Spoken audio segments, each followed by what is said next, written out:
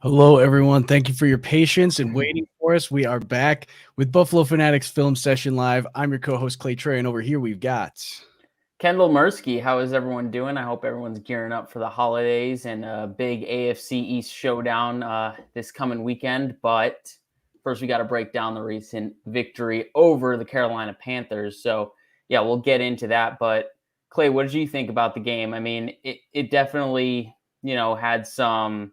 it's not the greatest opponent, so don't read into it too much.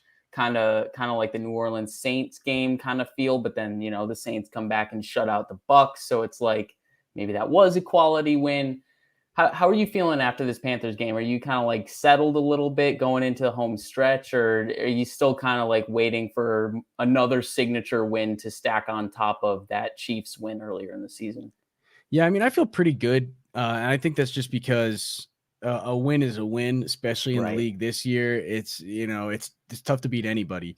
So I'm glad that they were able to get it done, and against a very good defense too. Yes. People don't really talk about it, but that's a very, very good defense. And right on cue, Matt Soda. Yes, they do have a very good defense. And so I was really, really impressed. I was very worried going into the game on how well the Bills would be able to move the ball. So I was really, really happy to see them drop 30 on them, and that was a lot of fun. But yeah, I mean, I have to point it out. I'm seeing a familiar background. I haven't seen that in so long. You're back in your old location there in the old room. Yeah, I'm back in LA. We just had a lot of technical difficulties backstage. I'm in my guest role here. My streaming capabilities feel naked right now. I don't have a backdrop. I'm using Apple mic. Very, very different for me, but it's the OGs will know this is back to the roots of Buffalo Fanatics for me. But I actually got to watch the game on a TV right behind me while I was working versus having it on this very laptop while I'm working, just on my side. So it was a little bit better this time around. And since I've been in LA, last year when I was in LA, the Bills killed it. Obviously had their breakout season, and the Pats didn't do all that well. Since I got back here, the Pats lost, the Bills won, and Tom Brady got shut out. So I might have to stay here for forever. I don't know what's going on. I mean, if the Bills beat the Patriots, you might have to just, hang out there for a little bit longer, because we're not superstitious, but we are a little stitious here in Bills Mafia. But what did you think about the game as a whole, from your perspective there, kind of watching through it? And I know you went back through and watched it, I think, on Monday as well. So what kind of were your first thoughts going through it? It was still sloppy. It was kind of annoying to like see the slow start again from the offense, because we had opportunities early to really get away from them early and create some separation and honestly start like working on things we're deficient on our offense and try and like gain some confidence in that way. And I feel like this was a confidence building game for like our defensive line to go against that kind of offensive line, things like that. It was nice to, build some confidence in that way, but it still just felt a little shaky, like a little incomplete of a game for me, even with the score that it was. Like, everything would point to, oh, that was a complete game, like such a good victory. And it really was, but it still felt like there was just something missing. Like there was still an Allen turnover. Like, I don't know, there was still some, I don't want to say miscommunications, but like, we just weren't fully executing at the beginning of the game. But I saw it a lot on Twitter, and I agree with it. I thought this was a well-called game from Dable. I felt like, even though there was a lot of running, and we'll get to Devin Singletary, even though there was a lot of running, I feel like the game script called for it. It made sense. They have a pretty good secondary, and I hinted at it last film session. I was a little frightened by Derek Brown, and then he ended up on the COVID list. So maybe that called for more running into the game plan. I don't know what it was, but we ended up running the ball more. And I don't want to say we were totally effective, but we were effective enough. And I think that's really the key to this offense. It's just being effective enough with the run game, whether it's Allen, whether it's Singletary, whether it's Breida. And at this point, if Moss is even going to come back into the mix. And yes, I signed my apology letter. I'm glad to hear it because, there was a big divide between Bills fans, I think. But Devin Singletary has really kind of established himself as that running back one. So it's been really nice. For those of you in the chat, thank you for joining us. We got Eric B in here, Conrad, Matt Soda, Richard Forbes, of course, Rough Buff. Thank you guys for being in here and joining in the chat. Shall we get right into it then and talk about our two MVPs here? Yeah, for sure. So am I starting with mine? Yeah. So it's going to be a little bit different now. We got Clay controlling, I guess, the videos for me because I don't have two monitors. I can't. And I also have control of the comments since. Oh God, yeah, you got a big duty today. Yeah, I'm gonna be really grooving. All right, so we're starting with Gabe Davis. Obviously, there's been a lot of discourse on Gabe Davis with Sanders out. Yeah, there he is at the bottom of the screen here. This is a really simple, just pitch and catch. But I believe this is during the 2-minute drill going into halftime. And it was like 40 something seconds left in the half. And they're just trying to drive down the field. And you see Carolina get into their soft zone. It looks like a cover 4 shell, but they're rushing 5. So there's only 2 underneath, which means Gabe Davis is going to be wide open on the boundary on the short side of the field because they're on the left hash. But I really liked how he attacked the cornerback as if he was getting vertical on this route. He really sold the vertical aspect to this. There was no like jogging to the stem of his route. He was treating it as a go route, and then he cut it off and he took the out route. It's really simple. There's not a whole lot to it, but he makes a nice toe tap catch on the sideline, which is something we've become accustomed to with Gabe Davis. But nice pitching catch here. Josh Allen gets rid of it quickly because of that 5th man on the blitz pressure. And he finds his guy on the sideline. It's really nice to see Gabe getting work on the boundary too, because we saw him a lot. I mean, this season and last season used as the pseudo tight end, being motioned in a little bit to block sometimes, working out of the slot, whatever it is. Him getting more opportunities on the boundary, I think, is good for the future and the present. Yeah, and I mean, he's such a big body, big frame guy that it's so nice to be able to use him on the boundary like that and just kind of expand Josh Allen's throwing, area a little bit extra. Right. And he's so good at playing the boundary like that, knowing where his feet are. He's got great awareness. And like you said, it was a great route as well. Good read by Josh to throw into the area that the blitzer is vacating. It's all around very solid play, and in a situation where you need to get the ball out quick and stop the clock. Right, exactly. So on the second one, this is probably the one people are most accustomed to at this point. This is the first touchdown from Gabe Davis, and you see him at the top of your screen there. He starts on a short in motion to kind of bunch him up with whoever it is in the slot. I didn't get a good picture of it, but it's a really interesting coverage that the Panthers run. It's almost like a cover 2 invert in a way. It's probably more intricate than that, but you see Gilmore on the bottom side. He's dropping into a deep half, and he's pretty wide. He's playing on the numbers there, and then you see it's pretty much man-to-man coverage everywhere else underneath. And Gabe, because of that short in motion, he gets within the numbers on the top side of your screen, and he's really just running a seam route. But because he has so much separation, you can kind of see he gets eye contact onto Josh with all of that separation in the middle of the field, just wide open.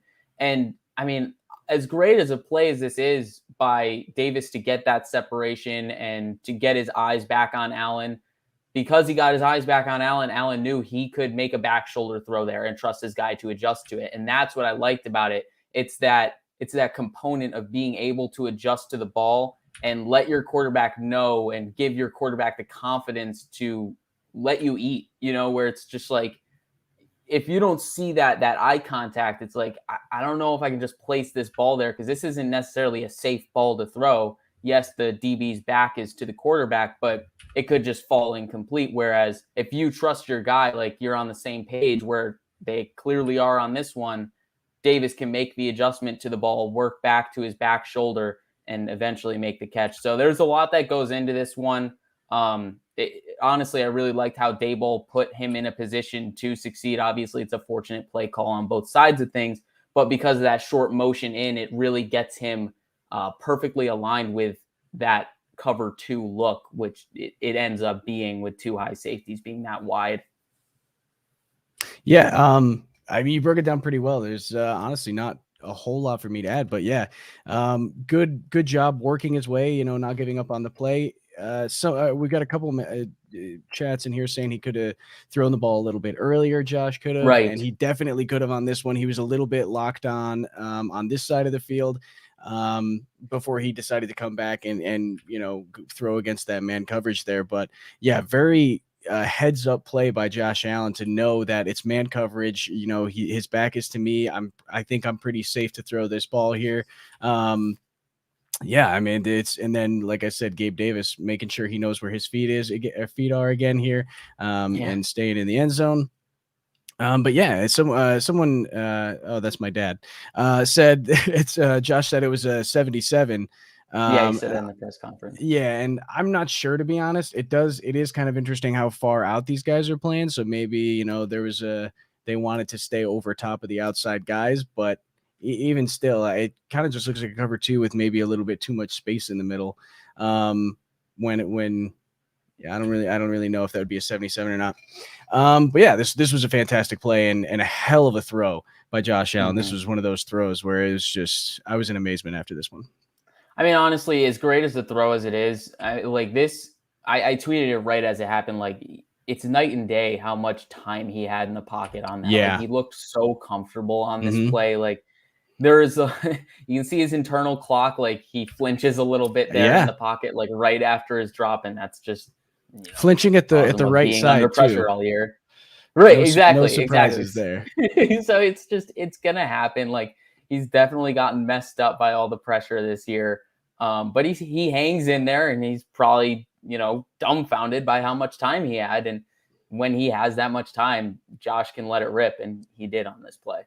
Yeah. And I was looking through, watching this thinking, the line, you kind of had a few, they definitely had some plays where they did not do very well. But I almost didn't want to pick any linemen as LVP just because they also had plays like this where it was the most time I've seen Josh have in weeks. Right. So I thought that was really impressive from the offensive line, especially on a week where these guys are playing positions that they don't normally play. As far as the 2 tackles go, you got 2 tackles that are not playing that position all season, and you just throw them in there and say, yeah, go get them. So I thought that was pretty awesome. No, definitely, for sure. All right, so we'll move on to the third and final for Davis, and it's just the second touchdown here, but I just really like the play call, and I don't want to say the gimmicky nature of it, but like, this is the neat kind of stuff that we can do with Gabe Davis because it works into the tendencies of how we use Gabe Davis. Like I talked about how we use him as the pseudo tight end, get him in on that short in motion and act like he's a blocker. And it's really just a chip seam route. Like he's engaging with that defender for a quick second and then just running up the field on a seam route.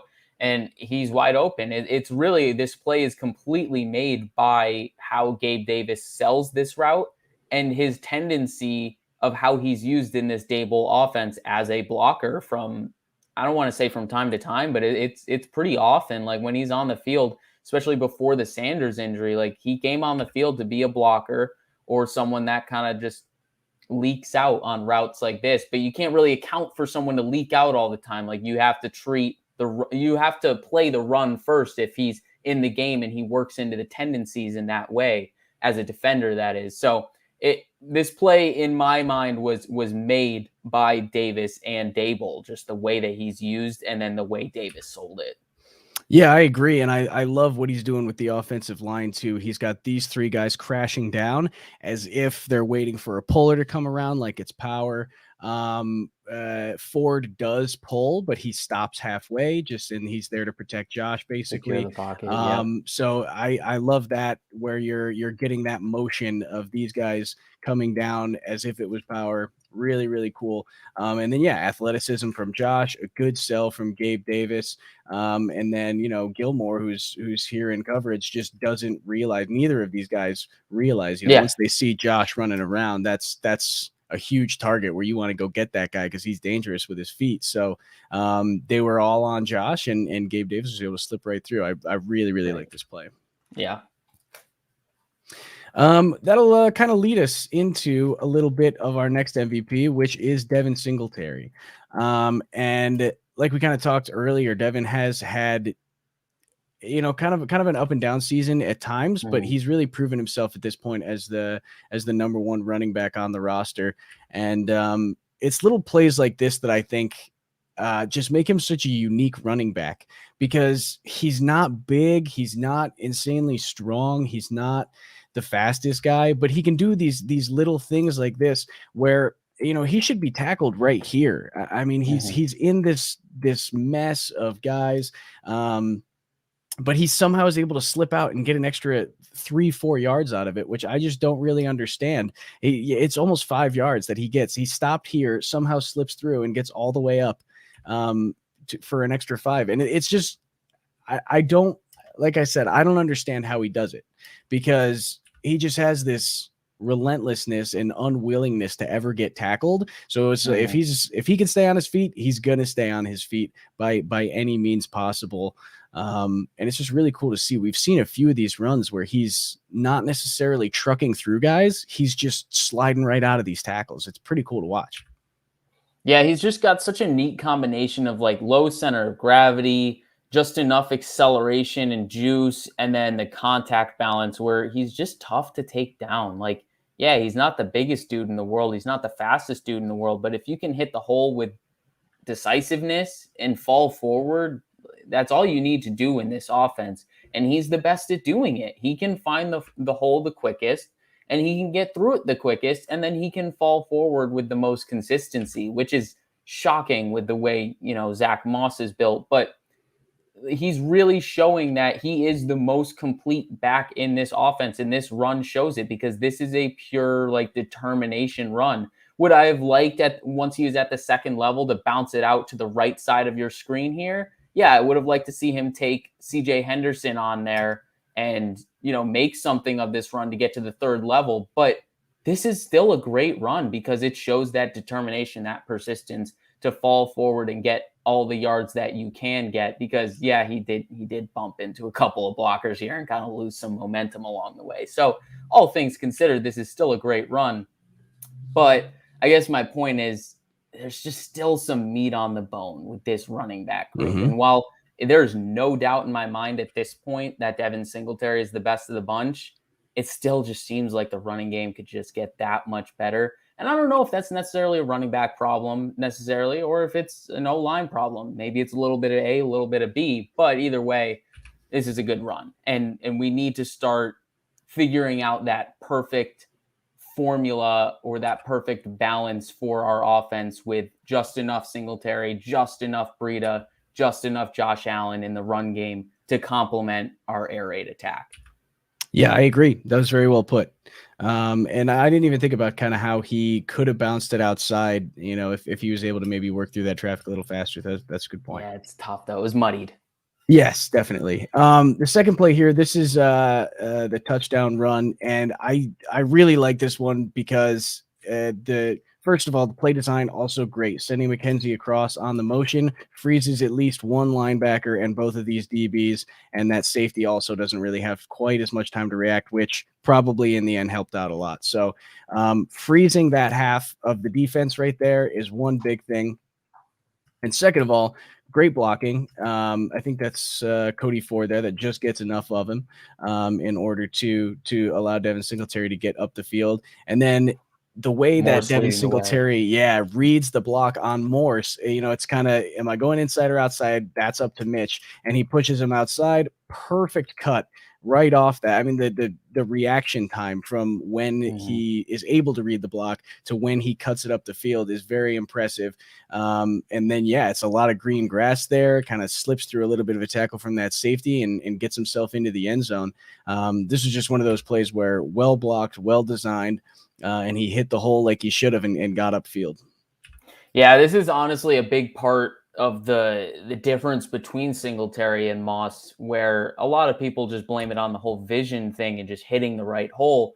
A lot of it is Singletary is just better at setting up his blocks. Like Moss will set up his blocks, but he'll kind of overcommit to where you see Singletary here is kind of being patient behind Morse, exactly where you just paused it. Yeah, he's being patient. He's not overcommitting to outside the numbers, and he's not overcommitting to inside the hash. He's being patient and staying square behind his blocker, waiting for that block to be set up. And sometimes Moss will overcommit to that outside to try and get that linebacker out of the design gap that he wants to. And then it completely takes Moss out of the design gap that he wants to go to in the first place. So this is where I see a difference in the two. It is that vision, but it's also the ability to set up blocks for yourself, because that is a huge component of being a running back. While your offensive linemen have to make blocks for you, linebackers are going to go where the running back goes. So you're technically 50-50 responsible for getting your offensive linemen on the right guys that you want them to block. And I think Singletary does a good job of this on that play. Another thing, I'm curious if you noticed this. They had Dawson Knox going to the second level Dawson Knox and chipping linebackers like below the knees multiple times. Like this was in the game plan. Like, Dawson, get to the second level and just get a piece of them just to get him out of the way, because this happened on multiple occasions. And this is a great block by Dawson Knox too. Yeah. To really get in there. He gets low enough where I don't know. I think he's maybe within the line of scrimmage, close enough within the line of scrimmage where he's still able to go that low. But even still, he kind of hit around the waist area. So definitely like borderline, but gets away with it. But I mean, that is a huge block because, as Singletary runs through the hole, this guy's just now standing up. That's the guy that was going to be in that hole. And then, Dawson kind of knocked himself out of the play as well. But it's very, very good block, very timely on that one. I did notice that. And that was it was something I didn't notice for a while. And then all of a sudden I saw, a Panther flying around out there. Like, who is that?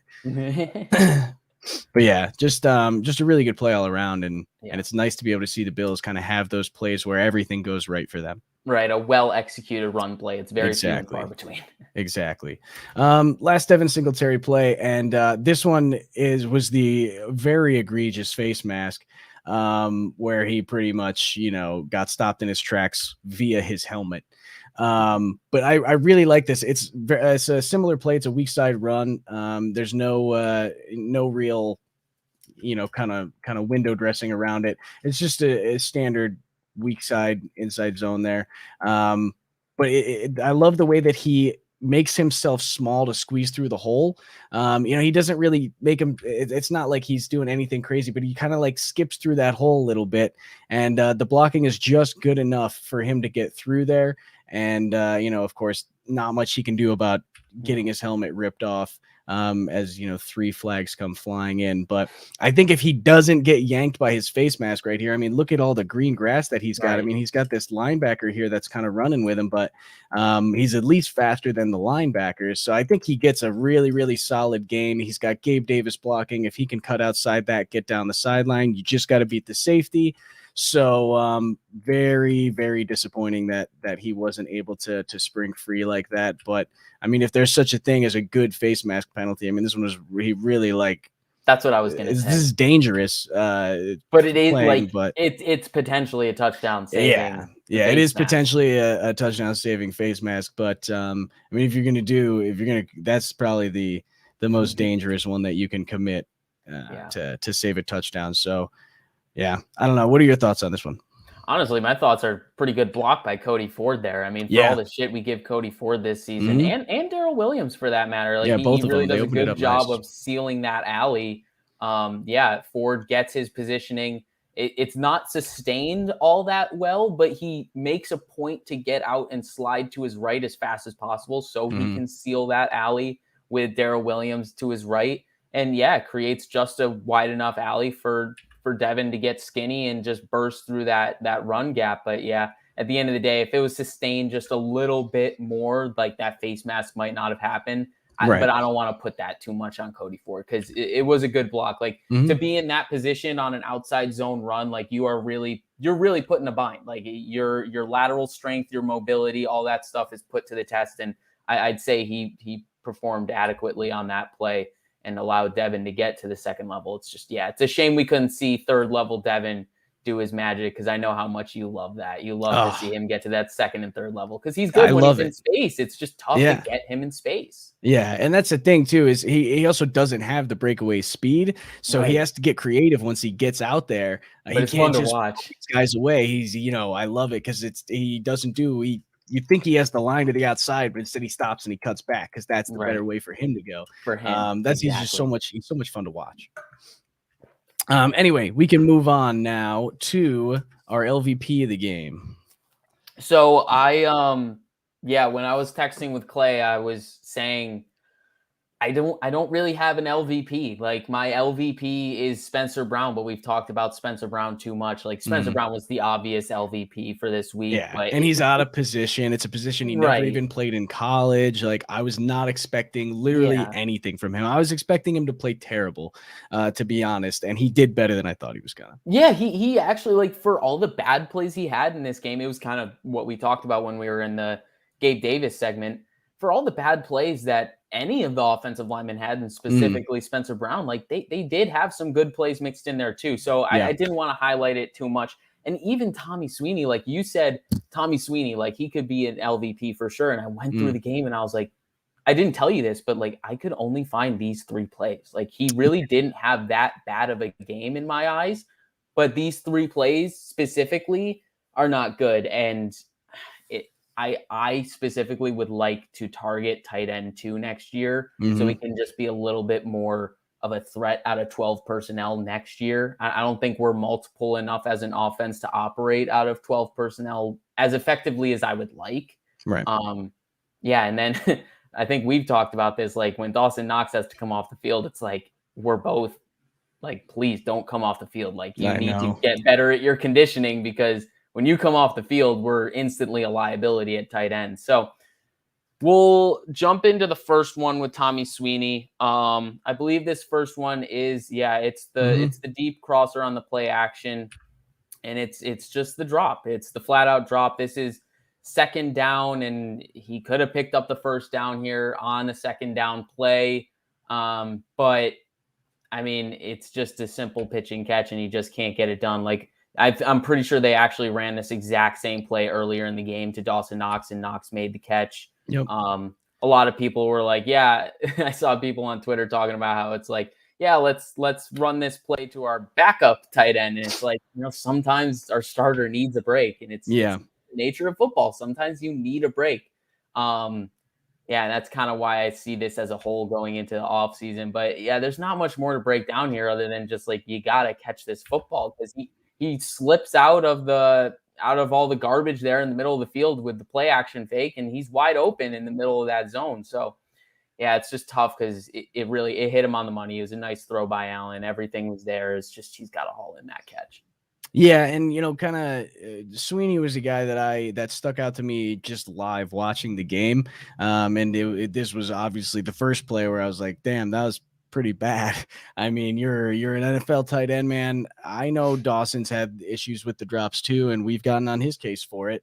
Mm-hmm. But I think the reason I he stuck out to me so much, Sweeney, was because as a tight end too, and especially in this offense, Mm-hmm. you can't waste any opportunity that you get when you come on the field because you're not going to get that many touches. You're not going to get that Yes. many reps. And he needs to be able to take advantage of these, especially, if he wants to fight for a roster spot here or on any other team in the future as well. So, I think that's why I was mostly disappointed, is because of the out of the quantity that he gets, he was not able to perform with them. So that's why I think I was so sad about it. Yeah, no, I can definitely echo that. Like as the tight end too, like you don't have to be flashy and pop and all that stuff. You just have to be reliable and consistent. And Yeah. while he was for a majority of this game, there were 3 plays where he couldn't live up to just being reliable and consistent, and that's ultimately why he landed in as LVP. And I've also skipped a few weeks with LVP, so I got to pick someone, guys. Yeah. How did you feel? So with the other plays of his throughout the game? I mean, was he a solid blocker? Was there anything that stood out to you as impressive, or was just kind of he was there and did his job just fine type of a deal? So the next 2 plays I have are both pass blocking. Right. And there's specifically plays that are probably difficult for him to make in pass blocking. We'll get to those right here. But in run blocking, I actually found that he was pretty good. Like he didn't make any bad plays in run blocking. He was never the reason for any of Devin Singletary's like no yard gain, 1 yard gain running plays. Like he was never the at fault for any of those plays. But these 2 plays specifically, like he's got to make these blocks, and they're both almost like mirror images of exactly what you can't do. They're almost the same play. So I think this first one, I guess the second play, it's 12 personnel here. It's a play action fake, and 1 tight end is going into a route. 1 tight end is blocking. All Bills fans would want Knox going out to a route and Sweeney blocking. The problem here is Knox is the man on the inside, more attached. They're both attached to the line of scrimmage, but Sweeney's on the outside of Knox here. So Knox gets the free release, and Sweeney has to bite in hard. Like he really has to commit inside towards the line of scrimmage to make sure he gets a piece of Hassan Reddick right there. And he just can't. Like Reddick spikes inside too quickly for him. And especially on a design play action rollout right, like you are the point of attack. Like you're directly the person that's susceptible to causing a hurry on your quarterback. If you can't secure that block, that's a hurry on your quarterback just because of the design of the play. It's a rollout to the right. And he can't get there before Reddick does. He can't get to that point of attack and position himself in a way where he's going to shield Reddick off from his quarterback. And because of that, Allen has to get rid of the ball early, plain and simple. Like this, I don't want to say like this is a hurry, like he's in trouble of getting sacked, because we know Josh Allen can escape this, especially once he's already on the run, rolling out to the right. But by the book, this is a hurry. Like he's in the backfield and he's hurrying Josh Allen's decision. So by the book, this is a hurry, and this goes on Sweeney. So this is very similar to the next one, and I'll wait to save my comments for the next one once it's up. But yeah, that's what you have to do as tight end too. You got to be reliable. Yeah, no, I'll just let you kind of take it right in, because this next play is very similar in what happened. So, but yeah, I mean, these both were ones that I noticed live as well, where it was, sometimes you can tell who makes the mistake based on which direction his chest is facing, and because he was facing Josh at the end of these ones, and if there's a guy in his face and you're looking at the quarterback, probably means you made a little bit of a mistake. Yeah, so this next one, the third and final for Sweeney, it's a little bit different, but it's really the same play design, where it's like it's 12 personnel and it's a play action roll out to the right, and Sweeney's on the right and Knox is on the left. Knox is running a beneath route where he just kind of leaks underneath the line of scrimmage. You see him just going across the formation here, and Sweeney just has to make the block on Reddick, and he just loses the position battle. Like he just completely gets swiped across the face, and Reddick gets inside of him. And once again, that's the hurry. Like he is the point of attack for that hurry. It's all on him. Yes, there's a free rusher, right? I can't tell if that's 90 or 98. I think it's 90. But he's also there to cause a hurry. But who would you rather leave as a free rusher here if you're going to sell this play action feeding to the right of our screens here? Like, yeah, I'm going to leave the defensive tackle free because I think Josh can outrun the defensive tackle. Let's flow and really sell this play action.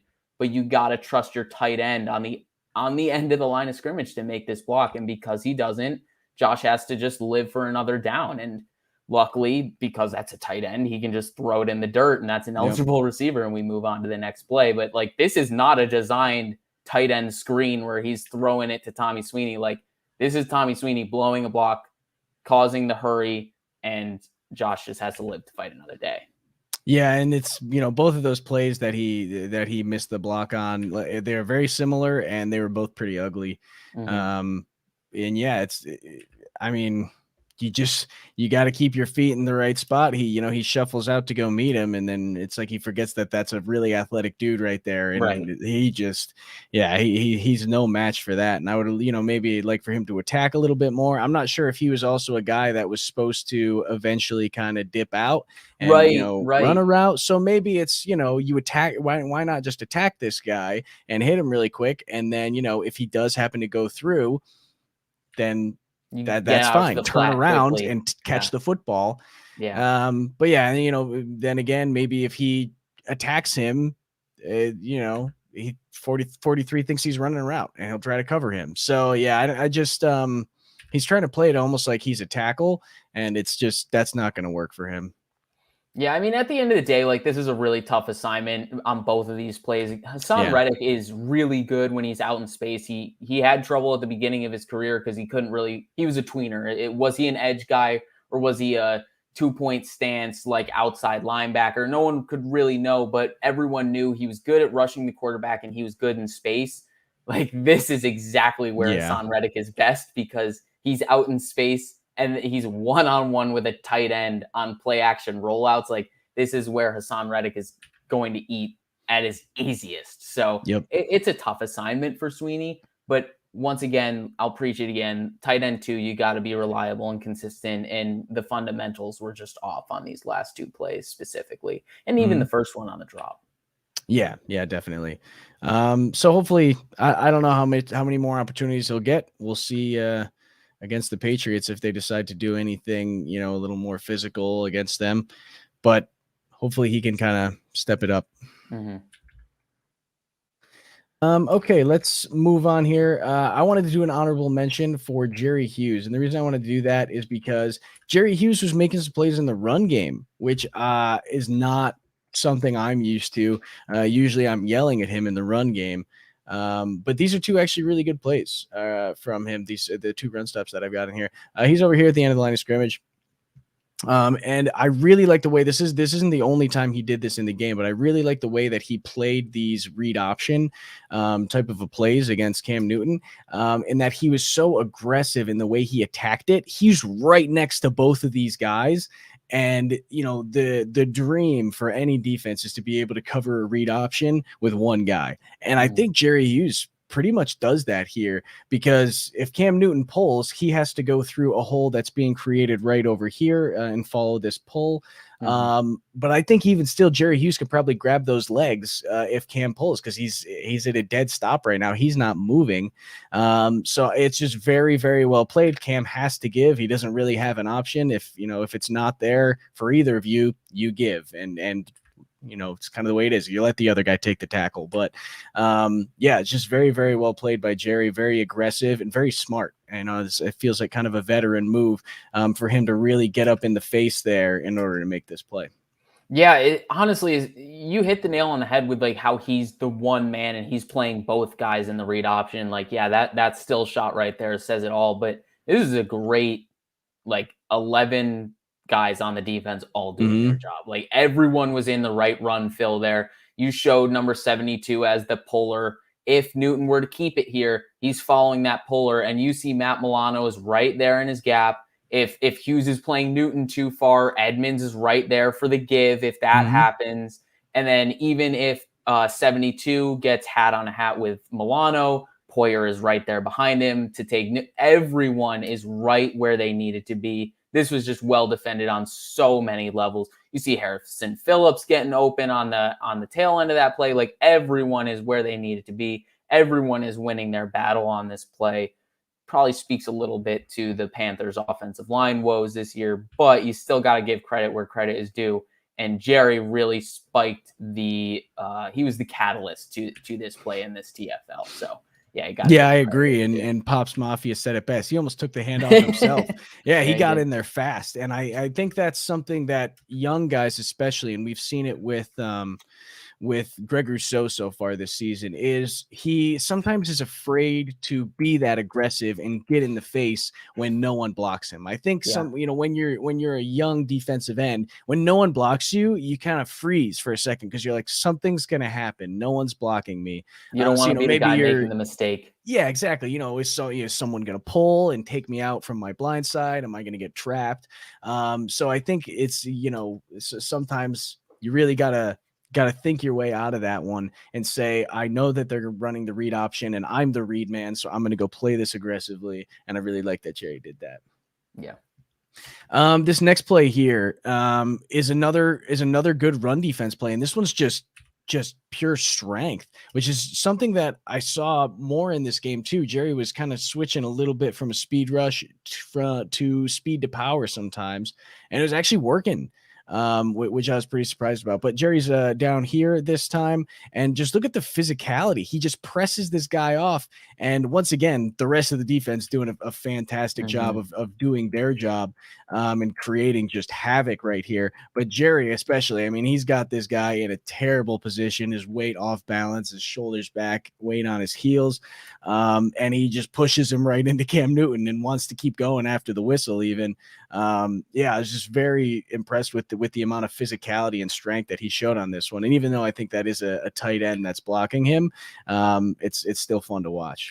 You know who that tight end though is? That tight end is Tommy Tremble, Mr. Tommy Tremble, that we were all fantasizing over during draft season this past offseason. So that's no slouch, especially as a blocker. Like he is strong at the point of attack, and he got his fair share of wins in the run game. Yes, defensive ends, edge rushers, they're supposed to win those battles against tight ends, but he was really manhandling Tremble on that play. And you got to give credit where credit is due once again. And yeah, like you said, and it was the name of the game this past Sunday. The run defense, yeah, while it had some runs that broke out for, 7, 11, whatever it is, they were really keeping the cap on this run game. And that's always difficult to do when it's a multifaceted run game with the read options and the design QB runs with Cam Newton, all that stuff.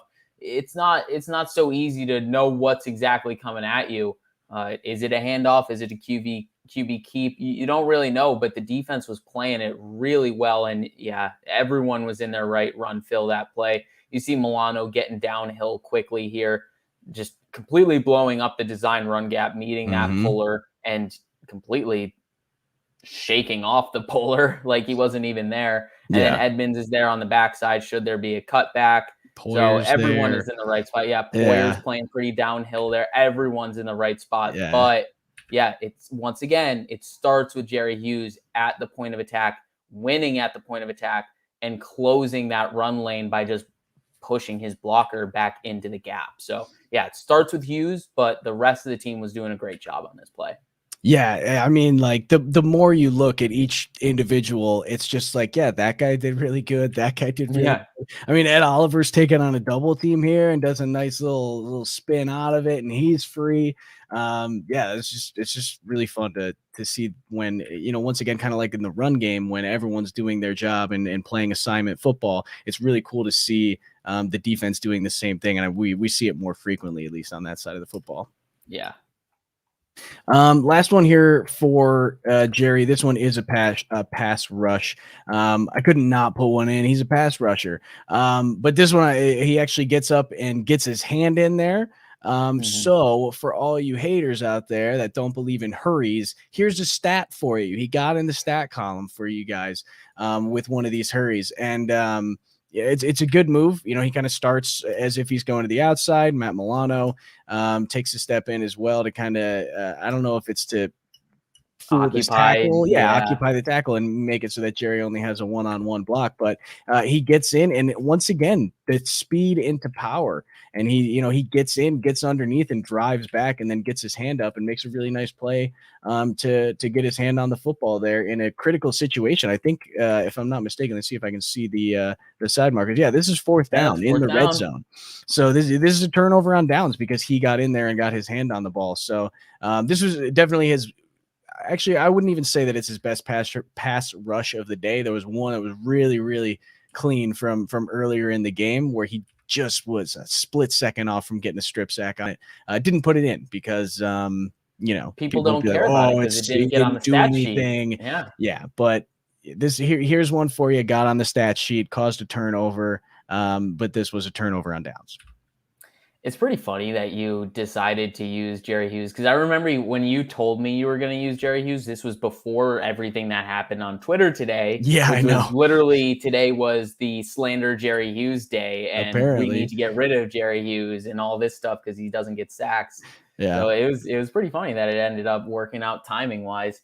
Guys, Jerry Hughes, while he doesn't get the sacks, like, who is getting the sacks on this defensive line? Like, it's Ed Oliver. Like, there really aren't a lot of people getting sacks. It's like, I think Ryan Sports Rock put it on Twitter today, like, Jordan Phillips like fell into the amount of sacks he had that year for us in 2019. Like, we don't have a lot of high sack producers with the Sean McDermott defense and the rotation and everything that they're trying to do. Like, they're really trying to play where the secondary is taking away everything, and the pressure is just going to cause the quarterback to make a bad decision more than get the sack and get the loss of down and yards, all that stuff. Like, yes, both are great, but it's been evidently clear that that's just not how this defense is built. They want to get the pressure, they want to get the sack, but that pressure is firstly to cause a bad decision from the quarterback. And I don't want to say that this is a bad decision on this play, but it's just a good play followed up with the hurry and the pressure, like you said, to get the hand on the ball. So, yeah, guys, defensive linemen, it's more than just getting sacks. We can't evaluate Ed Oliver because he doesn't have as many sacks as most first-round top 10 picks. You can't evaluate guys like that. He makes X amount of money. He should have X amount of sacks. Impact is way beyond that. Yeah. Thank you for saying that as well. And before we move on, there was an Obata comment, and I'm a little disappointed actually that you didn't decide to do Obata. He only had 3 plays. It was the same thing with Sweeney, where I was like, I went through the whole game. I was like, Obata had a good game when I watched it live. Yeah. He literally only had 3 like really deserving plays, and we usually only do 3 plays per player. Usually, if I'm picking an honorable mention or an MVP, it's tough for me to get down to 3 plays. I literally only had 3 plays for Obata. So that is true. But at least for an honorable mention, I should have seen who you did and said, I'll do Obata myself then, but I didn't. I did Jerry instead. Hey, it worked out though. Yeah, because Jerry doesn't get any love. We haven't given him any love this year, but we haven't. Just to mention, Obata had a really good game for the snaps that he was in on. I think he actually, from what I recall and just watching through, I think he had about 5 plays that I would have said those are good. But he didn't finish 2 of them. I think there were 2 sacks that he missed, whereas he was like, you should probably sack. But it's Cam Newton. We'll give him a little bit of a break. Easy. That's Josh Allen before Josh Allen was Josh Allen. Right. So for what it's worth, Obata I'm pretty sure he had sacks on back-to-back plays. I think it was, it might have been back-to-back or at least 2 in the same set of downs. It was, so what I have is 7:33 in the fourth and 6:15 in the fourth. So there might have been 1 play sandwich. 1 play between the 2. Yeah, but like, both of those sacks were very good. Yes, they were impressive. So he was close, but I mean, I guess we'll segue into it. I mean, people should probably know who I use as my honorable mention at this point. Like, if you don't know me, you got to know me at this point. I picked Tremaine Edmunds literally since the beginning of time. I've been going through every single game, pulling every Tremaine Edmunds clip, just being like, all right, how many plays are bad? How many plays are on the fence? How many plays are good? More times than not, he's leaning on the good side. But there are obviously plays that he leaves on the table. But this game specifically, like, he did not leave plays on the table. He played a very good game. I found it very intriguing to see how he was used in this game. They used him kind of like an outside linebacker in ways where they would use him as a blitzer, as a pass rusher, not a traditional Mike in all the plays. He did that in some of the plays and probably a majority of the plays. but he was used in a untraditional, I guess, to this defense. He was used in an untraditional manner, or how we're used to seeing Tremaine Edmunds. And I thought he was really good. On the first play here, this is probably what he gets ripped on the most, and it's tackling. It's tackling after the catch. I know PFF is so low on him and his coverage grade, and their coverage grade is literally this play. If he can't make this tackle and reduce the amount of yards that a player is getting after a route like this, that's what he gets dinked down on PFF's coverage grade. And this is a play that boosts his coverage grade on PFF because there's a crossing route in his area. He gets off of, he's covering like 3 routes here, guys. Like, he's dropping into a zone here. There's 2 guys taking him up the seam, and he identifies the crosser on the back side of the formation. You see DJ Moore on the bottom side, running across the 46-yard line, and he sees him out of the corner of his eye, and he fires his gun and he makes the play. There's not much more to this, but like, this is the play, the impact kind of plays that we want to see from Tremaine Edmunds. And furthermore, in a game that they don't have a kicker and they're going to be really aggressive, the name to this game for the defense was keeping them in 3rd and longs and then getting that 3rd down to be a 4th and long, because they're not going to go for it on 4th and long. They just shouldn't, especially even if they're in the red zone. Like, they didn't have options. So to keep them really behind schedule, especially where they are on the field and the down and distance, it was just a great play all around with the situation and then obviously the execution. So this is the first one. We'll get on to the next few, but yeah, I needed to put Tremaine Edmunds in. Yeah, I know you've been really chomping at the bit to get some more Tremaine Edmunds film on here, and I don't blame you, honestly, because people just hate on him so much, and I'm sure it's starting. Sorry. It's funny because I can't see the chat right now, but I'm sure it's. I forgot that you can't. But anyway, yeah, it's Tremaine Edmunds has been just completely shit on by the entire fan base, and really for not much of a good reason. He has his plays definitely where he has his moments where it's like that you got to make that play, and that's fine. I think people are maybe just expecting too much of him at times, because he does do a very good job, and this is one of those plays where he's doing his job. We've seen him do it in coverage like this before. He needs to get better at it. And there's a decent amount of things that he could still, have room to improve in, but this is a good play. And overall, he's a good linebacker. I mean, people want him to be Darius Leonard, but he's not. I think we just have to accept maybe we didn't get the best middle linebacker in that draft class, but that's okay, because ours is still pretty good, and he fits in this defense. So yeah, that's my 2 cents on it. And I do have to bring up this super chat from a good friend of mine, Michael Gleason. Thanks, Mike, for Popeye's chicken sandwich donation. Appreciate that. We can move on now. All right, let's get to the next one here. So I put this one in here because this is kind of speaks to the nature of how I was saying he wasn't being used how we're traditionally used to him being used.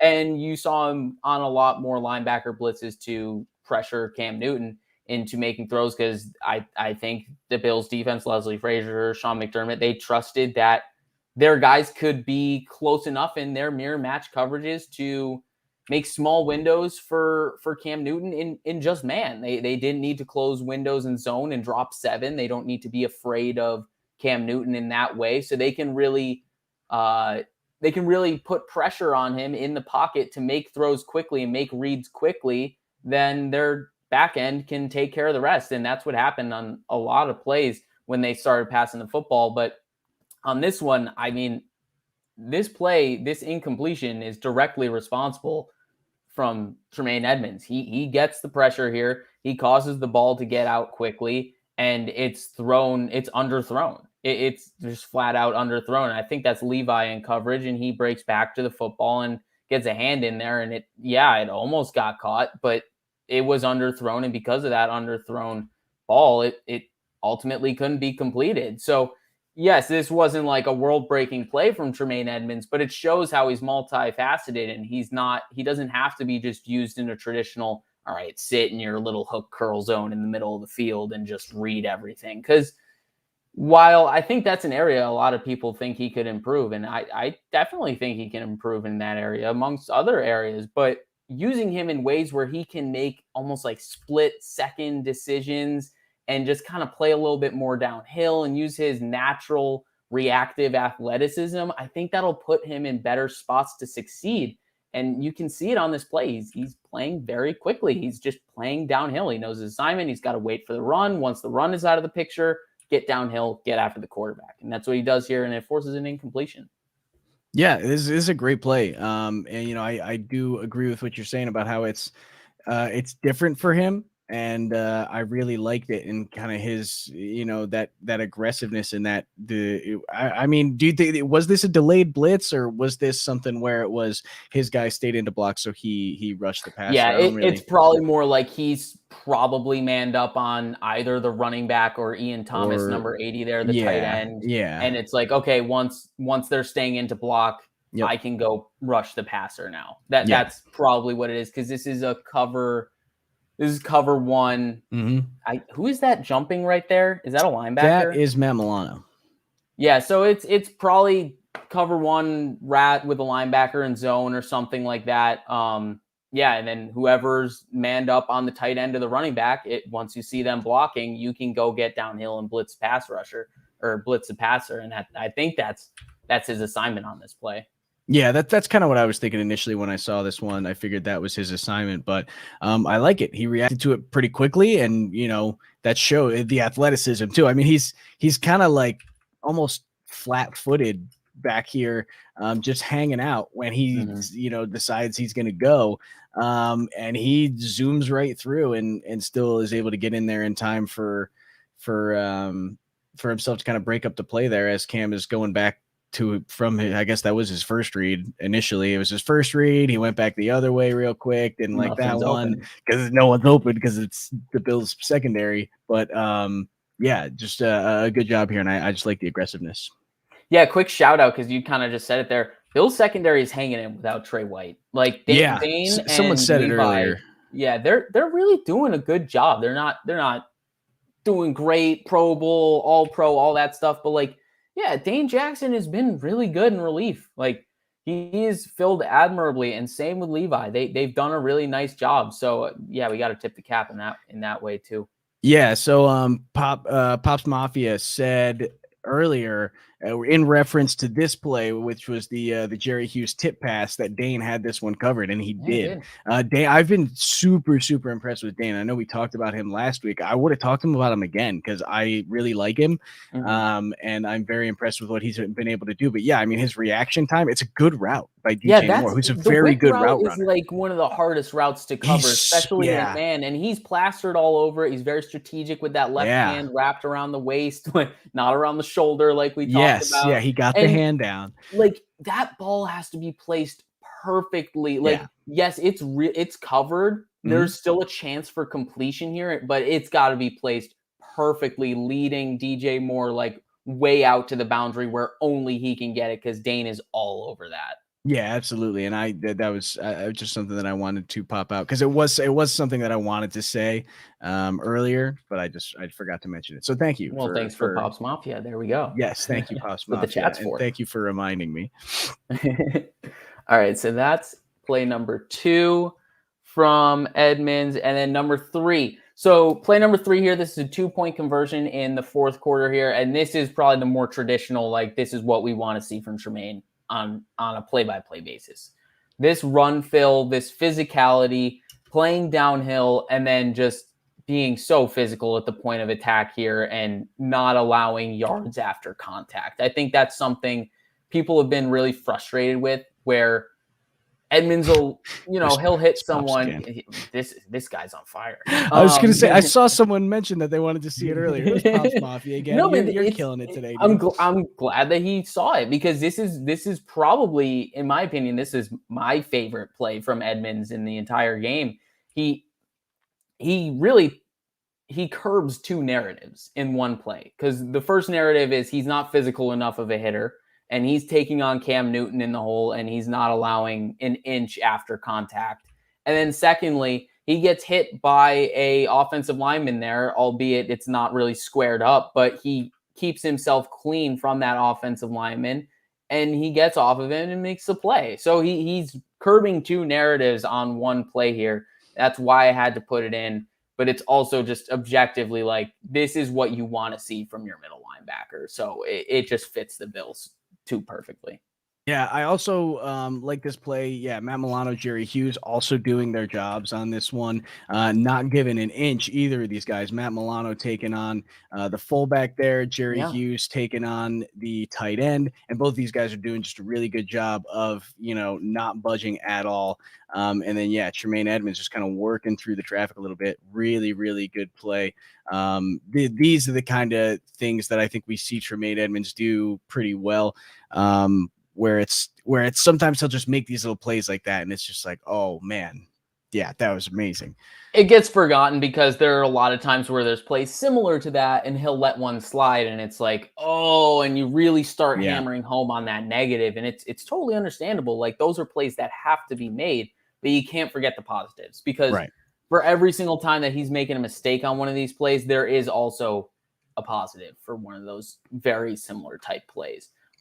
Last thing on Tremaine Edmunds, though, I feel like the thing that I've seen a lot on him is people don't like him because they anticipate he's going to be greedy in his contract renewal. They anticipate that he's going to be asking for top five linebacker money.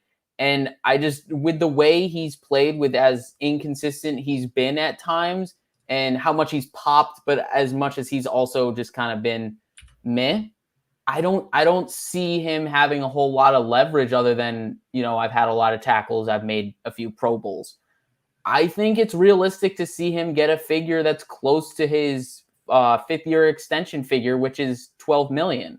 I think he's going to get somewhere between $12 million and like $15 million, which makes him squarely between like top 10 and top 5 linebackers paid, which is probably a little more than most people are comfortable with, but it's probably fair for all parties involved. And I think we need to understand that he's probably not going to be paid like a top 5 linebacker. So we shouldn't be fearful that we're not going to get a return on investment. Because if we pay him more like a top 10 linebacker, it's much more likely we're going to get that return on investment. So I guess I just wanted to put that out there and say, like, I don't think Tremaine's going to be so greedy, because we've seen guys come back for less to stay in Buffalo. They believe in what they're building here. And Tremaine has been here since the start of I don't want to say the start, but close to the start of this rebuilding process. So I'd like to think that he's as bought in as any of the other guys that have re-signed for less than what they're worth. Yeah, I agree, and that's a good point. I don't think he's going to get that big of money either, as I don't think he's completely deserving of it. So, but I definitely think it's a guy that we want to re-sign. He's familiar with this defense. He does a good job in this defense, and while there might be better options, I don't think we're going to be able to get one. And especially in the window that we're in right now with the talent that we have, Josh Allen is still going to be low salary cap. Yeah, next year. Next year, they're the same draft class. Right. He's going to get his fifth-year option, and Tremaine are both going to. They're both getting their fifth-year option. So both of those guys are still going to be cheap. And it's now is not the time to abandon your middle linebacker and try to restart, because the next guy we get could be 10 times worse for all we know. So, I agree with that, and that was a good comment here. I got another super chat. It's again Michael Gleason. Thanks, Mike. Merry Christmas to Tre'Davious White only. I can get on board with that one. Thanks, Mike. All right. I think we can move on now. And we're going to go to the kick returner controversy. We saw both of these guys active. We saw both of them return. It was a really, really weird scenario. I mean, the Panthers didn't have a kicker. One of their wide receivers was out there doing kickoffs, not even the punter. So I don't know what the heck the punter does in his free time, but apparently he doesn't practice kickoffs. So you were there live. The Fox crew said that, I think his name is Lachlan Edwards. He's Australian. So he's been like rugby, like punter, only punting. Okay. So he doesn't he's know how to kick off the never ground. kicked off the ground in his Okay. life. Well, that's probably a bit hyperbolic. That's what Fox said in the pregame. So yeah, just thought I'd throw that in there. Yeah. That, I guess that makes a little more sense. But to be fair, that wide receiver stepped in and didn't suck that bad. So good for him. I mean, there was only one that he like didn't really get off the ground at all, just kind of like rolled like 30, 40 yards. But the other ones were pretty good for the most part. And there was even one where he created some weird havoc, and that's in here. So we'll talk about it. But the first return, this is Stevenson's. I've got 2 Stevenson returns in here, and this was the first good one that I liked from him.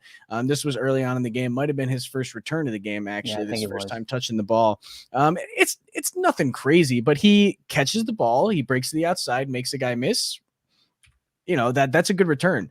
As far as averages go, I mean, I think he gets like around 15 on this, and that's a fine return. The field position wise, he catches it inside the 25 and he takes it down to about the 40. Or excuse me, the 35. 35, 25. No, he gets it to the 40. Yeah, he catches it around the 25, gets to the 40. Around the 25, gets to the 40. So, yeah, I mean, this is a good return. If Andre Roberts made this return, I'd be like, he did his job. Good job, Andre Roberts. Exactly. So, that was the first one I kind of wanted to throw in. I mean, I don't know. Do you got anything to add that one? No, not much, but I know what his next one is going to be, and I do like that he was decisive and he just got downhill with this one, because the next one, which honestly you can get to, and I'll toss it over to you, but I really liked how he just got downhill and got the yards that were available on this one, because this second one here, he makes a ton of guys miss, and it's impressive, but I'd like to see him get forward at a certain point and just take all the yards that he can get. Yeah, I agree with that. And I mean, I don't know. It's hard to say if he even ever really had an opportunity to do it. He made the first guy miss. He found which way he thought was the best direction to go after that. You know, first guy misses here, and then he's got like a wall of white jerseys in front of him here.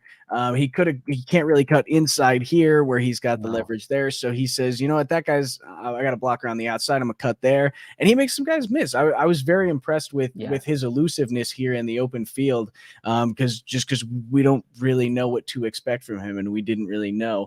But I think he showed his speed on a couple of them too, where you know, on that weird fumbled one, I guess I didn't put it in here for whatever reason. On the weird fumbled one where Breida tried to catch it, and then they stared at each other for a second. And then he just takes the edge. When he got the ball, he was like, I'm gone. I got to go. Exactly. And that was one of the ones where I was glad that he kind of took off. But yeah, I mean, he made something out of what probably should have been nothing here. So that I was very impressed with it. Yeah, I guess that's the thing. It's like, once you see his speed and then you see how much momentum he's losing to make these cuts and make these guys miss, like, it is a great play objectively. Like, this is a very good return right here. But at a certain point, I wanted him to just get downhill, because I know how fast he is, and he probably could have broken away from a lot of these guys if he just picked a point at whatever point he saw best. But you are right. It is extremely muddy. There was not like a clear lane for him to take. Like, yeah, he could have just went straight forward at that point and just tried to break arm tackles, but it's wishful thinking. So you gotta enjoy the fact that you see the straight line speed and you see the short area quickness and elusiveness. So yes, and the vision too is what I really liked here, because he's every move that he makes, he's moving in a way, except for this first move where it's got to make the first guy miss. That's kind of the rule of being a returner. You make the first guy miss, but then from here out, he's making a move to put the guys that have the potential to tackle him in a situation where they're getting blocked. It's like he's setting up his blocks as he's going, cuts that way, sets 2 guys up to be blocked by 1 guy, you know, cuts to the outside. He's got to cut back in, so the guy on the outside can get blocked. And, you know, he tries to cut back in again to set up another block. I just really like that he recognized all, you know, where his guys were, where their guys were, and how does he kind of meander his way through there to make sure that he can get away as clean as possible. So that's a good point. Yeah. Last one is Isaiah McKenzie, though, because he also had a very good return. And I'm going to be honest, I thought he was going to take this one to the house for a second when he got right there. He started to break away, and I thought, oh, man, if he's got a full head of steam right now, he's gone. But this is kind of the counterpoint to what you were saying about get the ball and go, because that's what he does here. And, you know, he does have some good blocking. And, of course, you know, I mean, he catches it at the 15. That's not that bad. Go wide receiver guy. Nice kick, man. But yeah, he catches the ball at the 15 and he is downhill. He's flying. And then, yeah, he reads the blocks on the fly and finds that opening very, very well. And it's a little unfortunate that he wasn't moving just a little bit faster, because I really, really thought he was going to be able to take that one all the way. But even still, it's a great return. And now I think it's kind of a weird situation where it's, who do you put back there at this point? Do you put them both back there? And kind of like they did in this game, they did this one out of necessity, obviously, because, that ball is going to go anywhere. You got to get to it quick. So maybe they put them both back there and see which side it gets kicked to, kind of like the old Madden play where you got two returners. But yeah, it'll be interesting to see how they tackle it. That actually might be what they do moving forward. That's probably not the worst idea.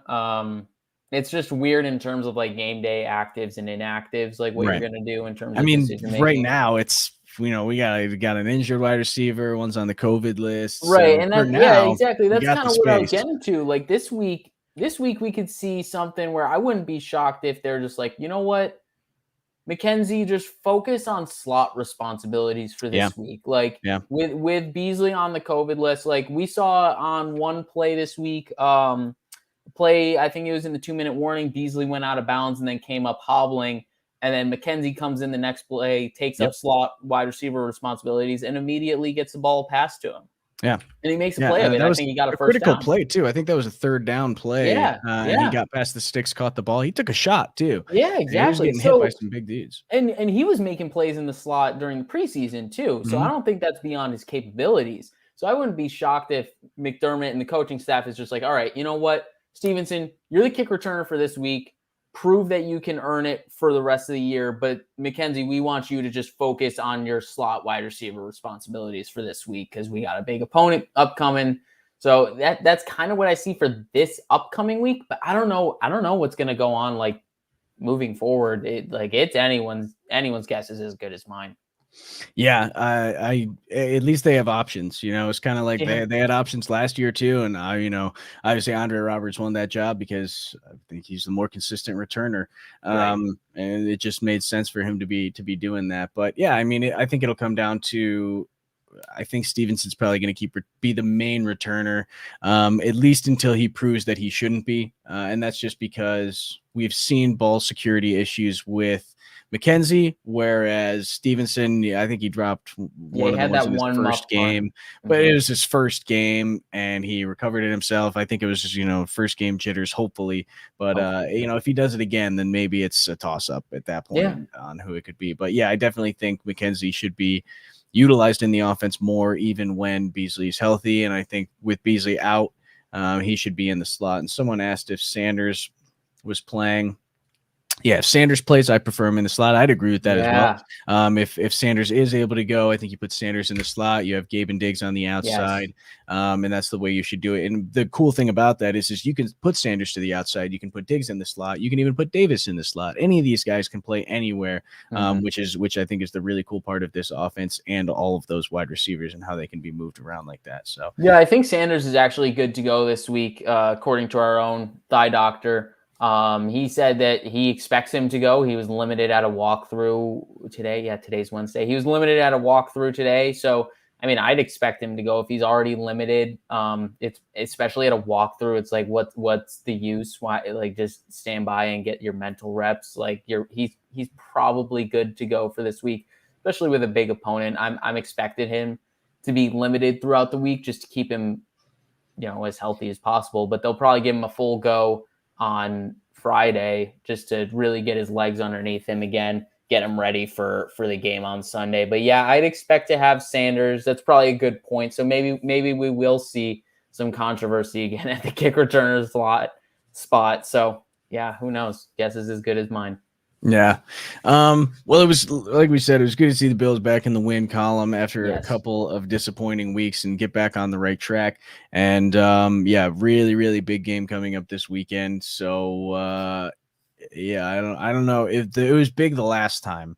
It was big the last time the Bills played the Patriots. It's even bigger now because the first time this is for who gets control of the AFC and the AFC East, and now it's it's that again, but with bigger less consequences. games, less. Yeah, exactly. There's less chance to make it up if you're the Buffalo Bills. Thankfully, the Browns lost to the Raiders, so that helps if the Bills do lose and we get into all that dirty crap down there, which I would love to stay out of. Yep. If they're able to do so. But it's a very big game. I don't know. What do you have any thoughts? Have you put any thought into it about what the Bills are going to do from a game plan perspective? I think one of the funny things is everyone's like, well, they're going to do what the Colts did, but the Bills are like the opposite of the Colts from an offensive standpoint. They don't have a dominant offensive line. They don't have an MVP caliber running back. They've got an MVP caliber quarterback and a bad offensive line. So. Yeah, I don't know. To me, I think they're going to try to get the ball out as fast as possible to their guys down short. They might try to run the ball more than I want them to, but I don't know. I think this is going to have to be a huge game from Dable. Yeah, no, I think you hit it all on the head. I think it's going to have to be a huge game from Dable. I mean, it's just a tough matchup. The way the Patriots are built is going against the grain of how the Chiefs and how the Bills, all those air raid, like defend the pass and pass a lot. The Patriots are the team, same with the Colts. They're built in a way to be more physical and really manhandle you in the run game and on run defense and pass rush, those kind of things to try and take away your strengths. And that's exactly why I'm so concerned with this upcoming week. That's why I was so concerned with that game, whatever, the Monday night with all the wins and everything. It just, it plays into their strengths and not ours. Right. That being said, like, we're going to have to run more than we're comfortable with. Like you were right on with that. Like, I don't want to run a lot because the only reason we had a chance in that last game was because Josh Allen was giving us hope, just passing the ball through the wind. But now hopefully the weather will be a little bit more favorable, but the Patriots are going to defend us how, they know we're most powerful, which is through the air. So they're probably going to give us some light boxes and they're going to force us to run, and we're going to have to prove to them that we can. So I agree with you. I think we're going to see running more than we want to see. I think hopefully we'll see some quick passing game, and I hope we see both of those things early. And I hope we see execution on both of those things early, because if we see that, that will cause their defense to come up closer to the line of scrimmage and open things up on the back end, which we know Josh Allen can do.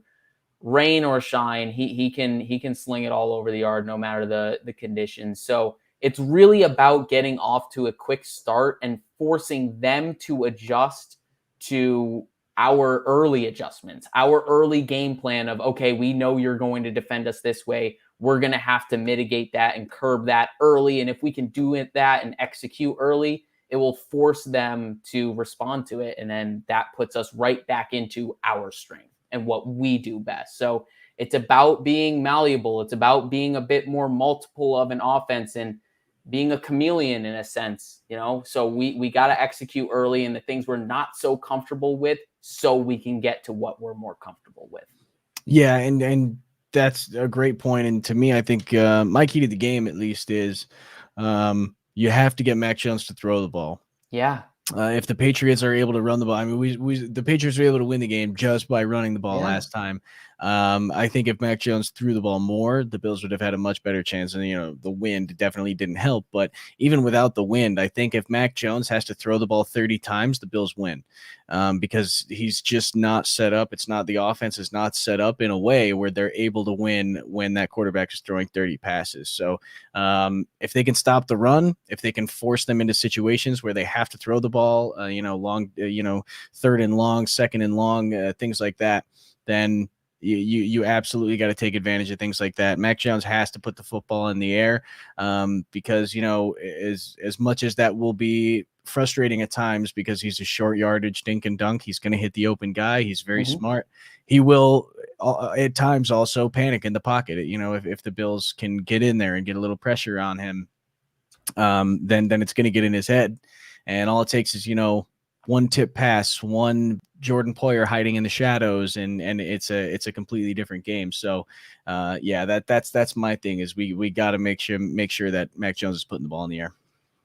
Yeah, 100%. I'm definitely intrigued to see who we're going to have matched up on their tight ends. I think outside of, I guess I'll throw Kendrick Bourne in the mix and Jacoby Myers. It's their tight ends in the passing game, and we gotta make sure we account for Jonnu Smith and Hunter Henry. And yeah, like you said, getting some pressure on Mac. I think it all starts at the left tackle position. Isaiah Wynn has not been what they thought he would be at left tackle, and he did not look good against the Colts last week. We need to attack that side of their line of scrimmage because Trent Brown is comically large, and I don't think we have anyone that can stand up with Trent Brown. Yeah. So we got to attack that line, that side of their offensive line. And if we can do it successfully, like you said, he's not the greatest under pressure. He's good. He can stand in there and take a hit. But if you make him get off platform, I believe in our defensive line's athleticism more than his to escape and make a play off platform or improv or whatever it is. Yeah, I agree.